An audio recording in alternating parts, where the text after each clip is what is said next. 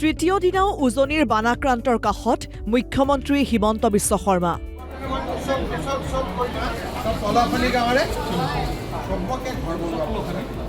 সোমবাৰে চৰাইদেউ সোণাৰীৰ বানাক্ৰান্তৰ অৱস্থাৰ বুজ লোৱাৰ পাছত আজি শিৱসাগৰৰ বান বিধ্বস্ত অঞ্চল পৰিদৰ্শন কৰে মুখ্যমন্ত্ৰী ডক্টৰ হিমন্ত বিশ্ব শৰ্মাই।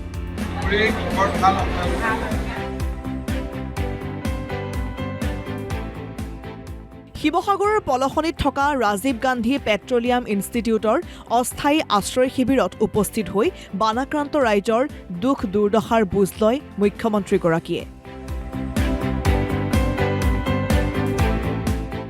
এই শিবিৰটোত থকা 126টা পৰিয়ালৰ সৈতে বাৰ্তালাপ কৰে মুখ্যমন্ত্ৰী হিমন্ত বিশ্ব শৰ্মাই।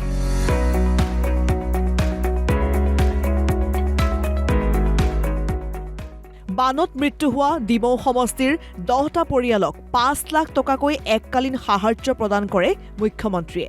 আশ্ৰয় শিবিৰত মামাক গীত কবিতা গাই শুনালে কণ কণ শিশুৱে।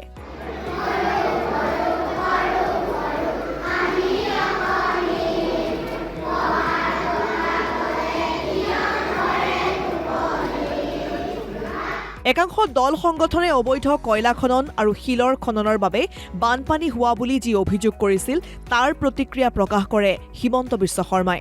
চৰাইদেউ আৰু শিৱসাগৰত অবৈধ কয়লা খনন হোৱা নাই বুলি অভিযোগ নস্যাৎ কৰে ডক্টৰ হিমন্ত বিশ্ব শৰ্মাই।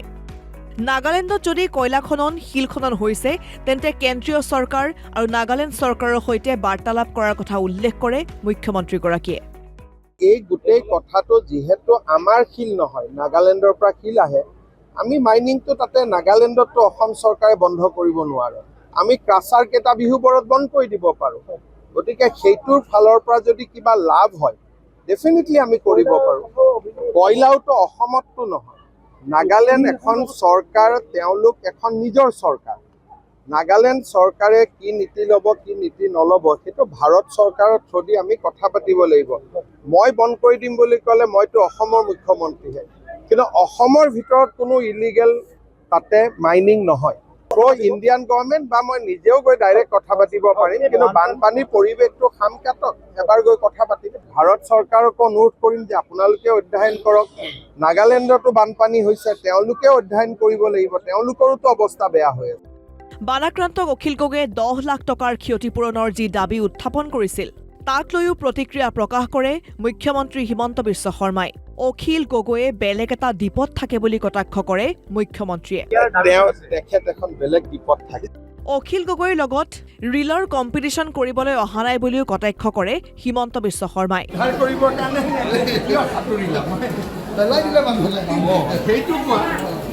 অখিল গগৈয়ে সাঁতুৰিলে কিন্তু কাক উদ্ধাৰ কৰিলে প্ৰশ্ন কৰে মুখ্যমন্ত্ৰীয়ে। তেখেত এখন বেলেগ দ্বীপত থাকে। অখিল গগৈয়ে সাঁতুৰিলেও ভাল কৰি, পানীত সাঁতুৰিলে কাক উদ্ধাৰ কৰিলে? তেওঁ নিজে সাঁতুৰি ফটো উঠিলে, ৰিল উঠিলে, গতিকে তেওঁৰ কথাটো বেলেগ। কিন্তু তেওঁ সাঁতুৰাই কাক উদ্ধাৰ কৰিলে সেই নামটোতো নোলালে। মইতো মুখ্যমন্ত্ৰী, মইতো ইয়াৰ ৰিলৰ কম্পিটিশ্যন কৰিব নোৱাৰো। ইয়াৰ পাছতে নাৱেৰে গৈ পাণবৈছাৰ বান বিধ্বস্ত অঞ্চল পৰিদৰ্শন কৰে মুখ্যমন্ত্ৰী হিমন্ত বিশ্ব শৰ্মাই।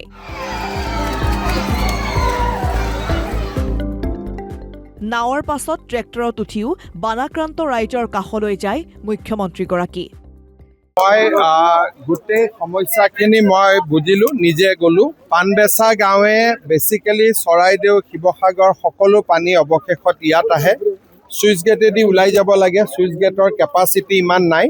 আমি এটা স্থায়ী কি ধৰণে সহায় কৰিব পাৰোঁ আমি চেষ্টা কৰিম। ৰাইজৰ গোটেই কথা বুজিলোঁ, ৰাইজে ৰাস্তাৰ কথা কৈছে, নামঘৰৰ কথা কৈছে, মই গোটেইখিনি কথা শুনিছোঁ। শিৱসাগৰৰ পৰা ইৰশ্বাদ উল্লাৰ ৰিপৰ্ট, অসম লাইভ 24।